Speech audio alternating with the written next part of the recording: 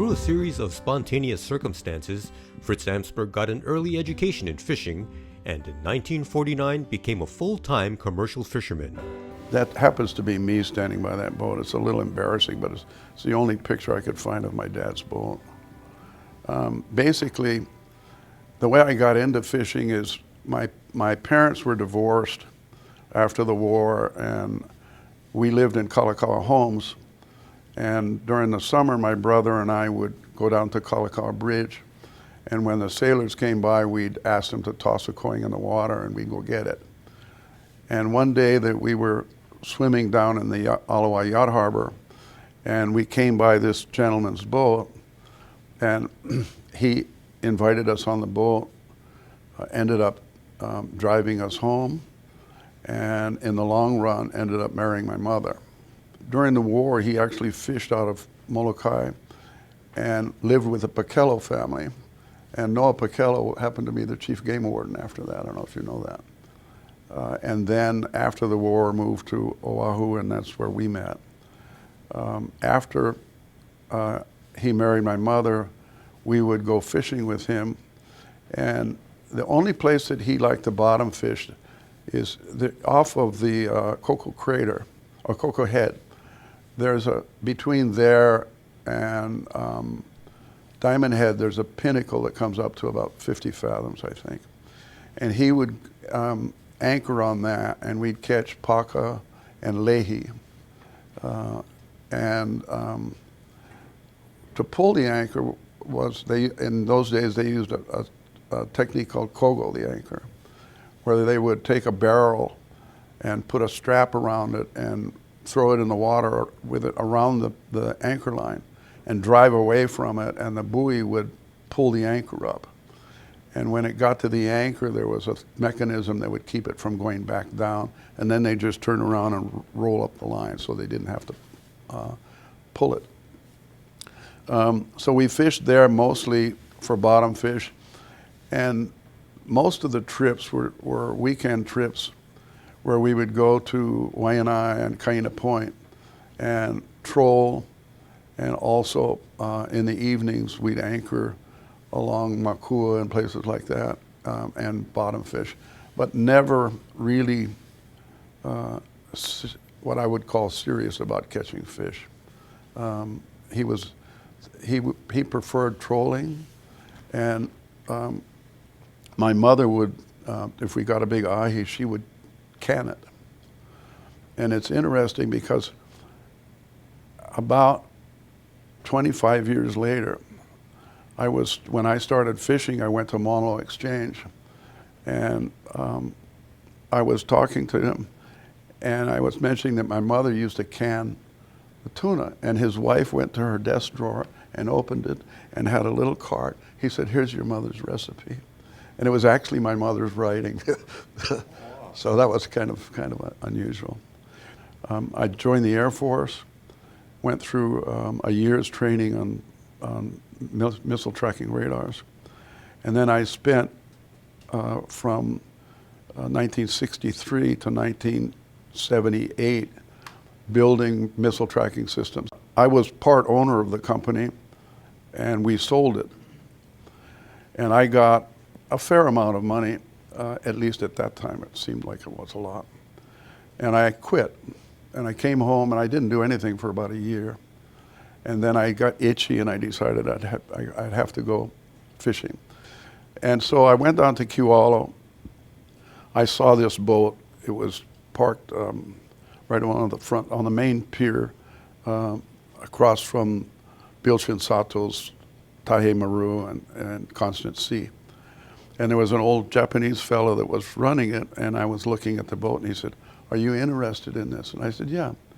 He said, "Well, if you want to buy it, I'll take you fishing, and you can see if you like it." I said, "Okay." So we went out to the banks and drift fished with a parachute. And he fished with a line hauler, and he said, you can fish with this box with the fishing gear and stuff in it. And I said, "Okay." And almost immediately, I got a fish on, and it was pretty strong. And I happened to have been pretty strong in those days. And I'm fighting it, and he's looking at me like, oh no, this guy can't even pull up a fish. And when I got it to the boat, I said, Charlie, could you hand me the hand gaff? He said, you don't need a hand gaff, just put it on the boat. I said, no, I need the hand gaff. And I hand gaffed it, and I brought it on the boat, and he looked at it, and he says, that's the biggest uku I have ever seen in my life. And it weighed 42 pounds. Whoa. It was huge. And I took that as an omen, so I bought his boat. Mostly what I did is during uku season, I fished the flats down by the south point of the banks. On the third finger, on the tip of it was about 98 fathoms. And I wanted to fish that. And so I'd have to go out and throw the anchor in 150 fathoms or so into the wind, back up against it. And every time he did it, the anchor would slide and I'd end up falling off the opposite side of the pinnacle. And I'd go back, pull it, go out and throw it in the same place again. And we did that for half a day because I figured it's going to stick somewhere. And it did. And when it did, in 3 days we caught almost 1,000 pounds of ehu, gindai, hogo, onaga, paka, a whole mix. And at that time there was a fellow that had a boat called the Seven Sisters. And he was a bank fisherman. And his typical fishing was either to go for Kona crab during the Kona crab season, or he would fish with a line they call nawa, which is a long line that's laid across the bottom. And other times he would fish where he would anchor in the shallow and fish in the deep. And my philosophy was never do that because that's where everybody fished. They don't want to throw their anchor in 150 fathoms of water. And when I unloaded that load, he had come in too, and he watched us put the fish in the buckets.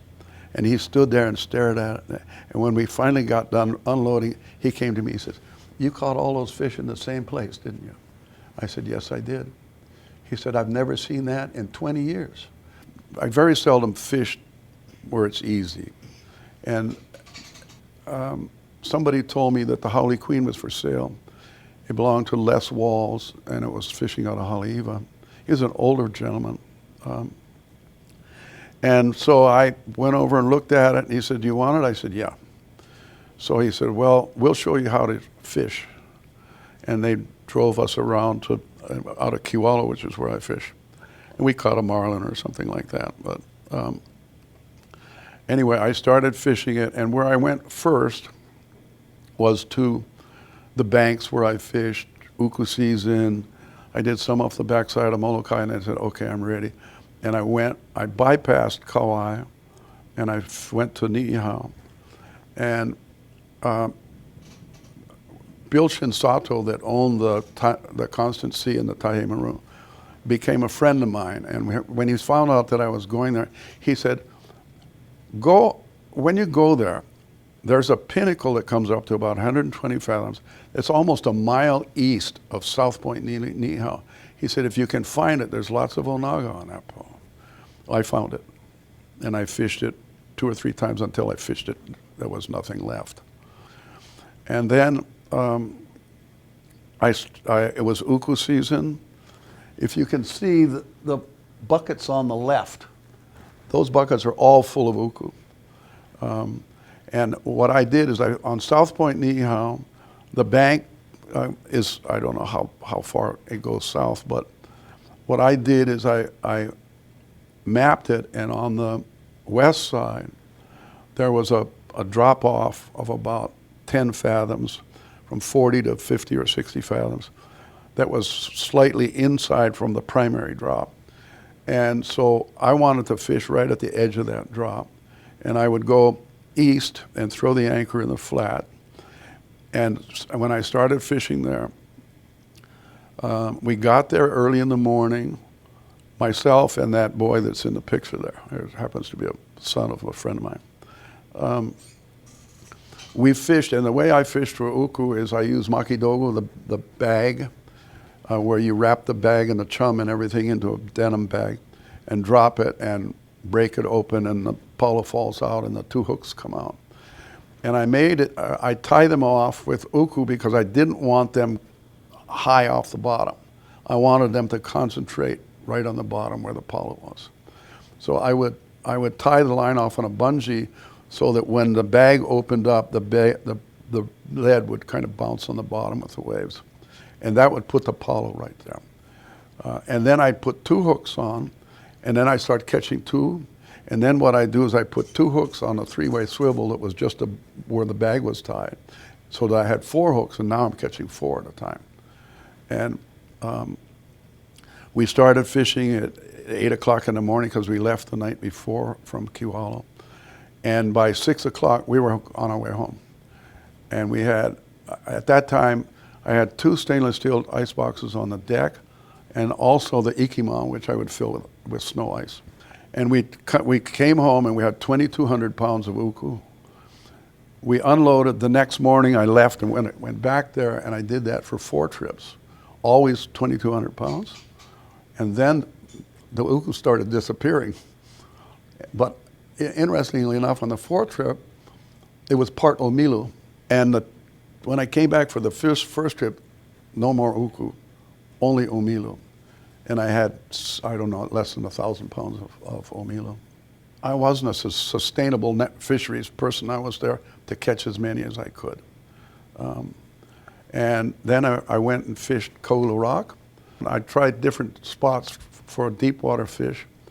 And the best place I found was on the southwest corner of the bank, where I would anchor in 45 fathoms, and I'd end up out between 90 and 120 fathoms. But interestingly enough, at that time, the yellowfin were on the bank, and they're feeding off of the Opelo and Akuli and stuff like that. And so I thought, well, I'll put out drift lines. And I put out drift lines, and I would catch a lot of ahi that were in the 40-pound range. I mean, I'd come home with 1,000 pounds of them while I was bottom fishing. And it was interesting because I did that for a period of almost 2 months. And at the end, the ahi were all 60 pounds. So they grow pretty fast. When I came back, I told my wife, I said, you know, I want to get a bigger boat. And she said, okay. So we went to California, to Eureka, and I saw this boat, the Ipukai. It was called the Aquatic at the time. And I thought, I like that boat. And we had it all painted and fluffed up and everything. And it was funny because when I told them, it carried about 5,000 gallons of diesel, 5,500 gallons or something like that. And when I told them I wanted to fill it, the lady said, well, let me get the boat up on the lift, because if it's on the lift and no longer on the land, I don't have to charge you land tax. So while we were up in the sling, they put the fuel in, and it saved me, I don't know, 15 cents a gallon or something like that. And then I drove it home, and I think it took 10 or 12 days.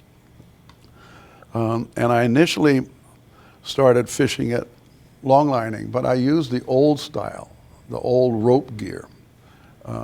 And my crew were all old rope gear guys. I mean, they're all in their 50s and 60s when we started fishing. And we did pretty well. And then they got too old to fish, so we switched over to the monofilament that POP has. And that's how I longline from then on. But 2 or 3 times a year I'd go bottom fishing. And the first trip I went, I looked for that pinnacle at Middle Bank, and I anchored on it. And it was blowing about 35 or 45. It was terrible. Nobody was fishing. And I caught a few. I think I had like 1,200 pounds or something like that. And I took it back. I had to get out of there. It was just horrible weather. And I came back and I offloaded at the auction, and I got $12.50 a pound for the fish. I thought, damn, that's not too bad. And so I went right back to that pinnacle, and I anchored on it in good weather. This is a load of 6,000 pounds of onaga that I caught in 3 days. We anchored on the pinnacle, and when I fished for deep water fish, I'd use either 10 or 12 hooks that were a fathom apart, and the branch lines were such that they wouldn't hook each other. And I had one on the lead, typically a 2 to 5 pound lead on the bottom. And then at the top, there'd be a hook, and then on the second from the top position, I put my Palo bag. And the reason I did is because the Palo, whether I used, whatever I used, sunma chopped up or whatever, the oil went up. And I wanted to know if there was fish above the Palo bag, because that meant I could go higher. And the higher I went, the faster I could turn around. And my Palo bag initially started looking like that one, which is the old style where they have a flap where you close it. But I told my wife, I said, I don't want you to do that. I want you to make it look like that. But on one side of that, put a Velcro so that I can open it, put the Palo in it, and then the small at the top would be an opening. And so I could put the Palo in it, and when I'd hold it by the top, when I dropped it in the water, and the water pressure would keep it closed until it got down. And when I got down, if I wanted Palo, I'd just give it a yank and it'd put some Palo out. And that worked really well. That 6,000 pounds of onaga that we caught, I got less than $2 a pound for it. But we caught it in 3 days, and on the way home, I found a big log in the Kauai Channel, and we got 1,500 pounds of mahi-mahi and 1,500 pounds of ono. And so I had a good trip. I had 9,000 pounds of fish in about, maybe I was gone 7 or 8 days, something like that. And then I started fishing further out, and then I found some onaga on the northeast side in the deep water of French Frigate. And I caught some pretty good fish there.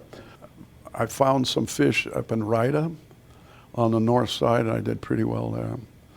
And on Morro Reef, I had some multiple trips of over 1,000 pounds of paca. And the Northampton Seamounts. It's interesting because when I first went there, that's when all these big boats were here, and they were all lobster fishing. And the Shaman, I don't know if you remember the Shaman, big boat. I'm on the eastern Northampton Seamount, and this huge boat comes up. And I thought, who the hell is this? And they had left Alaska and started lobstering from the far end of the northwestern Hawaiian Islands, and worked this way because all the other boats were coming from the other side. And when he unloaded, I think he froze the tails, and I think he had 100,000 pounds of tails, a nice big load. And one time when I was fishing on Morro Reef, he said, "Hey Fritz, you want me to put the heads and stuff? I'll dump them in one place, and you can go see if it aggregates the fish." So I said, "Okay," and I followed him, and he dumped them all in the water, and I went up and anchored and came back over the spot. It really didn't do much, but it sure was a hell of a lot of bodies there. My favorite place was the Lisiansky and Pioneer Bank. Pioneer was good for paca. Several boats had 1,000 pieces of paca coming off of that. And I did well on Lisiansky. I fished the northwest corner. Good paca there. And on the south side, whenever I was finished, I just go on the south side and look for all the Eva birds and the boobies and everything that are diving in the water, in the shallow water. And in that area, it was acres of ulua and Kamanu, rainbow runner, and funny thing is, Opelo mama swimming right with them. And gray reef sharks, this is a huge pile of, and I would go in the middle of it, and I tell the guys, I say, okay, take your line and throw it to a ulua. Don't throw it to a big one, because some of them were close to 200 pounds. I said, throw it to one that's under 50 because we get a better price for it at the auction, because a mom and pop store can buy the fish. And one guy, I guess he wasn't listening, and he got a big one on, and it slammed his hand into where he had the hooks, and he put a hook through his hand. And he came looking. He was kind of dark, but he was really light at that time. And he came up to me and said, "What are you going to do?" I said, "Just a minute. I got a big pair of shears." And I came over to him. So I cut it off and cut the barb end off and pulled it back through. But that's about as far as I went. So I fished primarily up to Lysiansk. I did a little bit further up, but I didn't like it. And do you notice changes in abundance of various species over time? Only if I fished it. And then it was gone there. And then it was gone. I don't know how long it took the uku to recover on Niihau, but I'll bet it took quite a while. My best trip ever, from a financial standpoint, was there was a pinnacle that I saw that was about 200 miles north of Laysan Island. And I thought, that thing's got to be loaded with swordfish. And I went out there and I fished it. And what was interesting, another boat from I forget the name of the boat. It was out there long line, but he was throwing deep hook. And I was stretching out fishing swordfish. And I would come up from the deep and I'd fish to the pinnacle and I'd see his line and I'd do S-curves over the top of the pinnacle where I could actually see my floaters from the other. And I thought, if these ever get tangled together, I'm just going to cut the line and leave. But on the pinnacle, I was catching big. If I remember right, one of the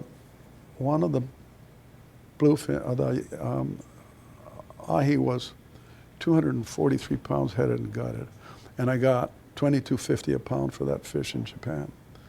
And that trip, I had 18,000 pounds of headed and gutted swordfish and 6,000 pounds of ahi.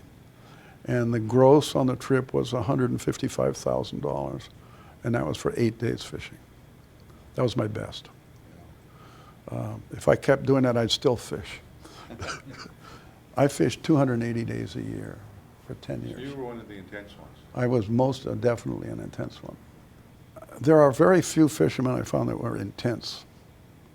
Most of them like getting home and having beer and da-da-da. Then you got these people who are critical of the longline industry. Well, that's because they're stupid. Yeah. You know, it's like closing off the northwestern Hawaiian Islands. That's the dumbest thing that's ever happened. That's the largest renewable resource in the world of fishery. You know, it covers 900 miles. And they also close off the longline areas in the deep water, not even close to the banks. And I can tell you that there are some places like south of Nehoa, there's a spot there that during a certain season is loaded with yellowfin. They're spawning or doing whatever. But big loads can't go there anymore. You know, it's really stupid. And I think everybody should fight for it. It's analogous to people not allowing TMT up on the mountain. You know, it's for science, it's for understanding, it's for mental growth, and people down there saying it's where my ohana is buried, which is a bunch of BS. They're not up there. I'm all for science. I think it's the way of life.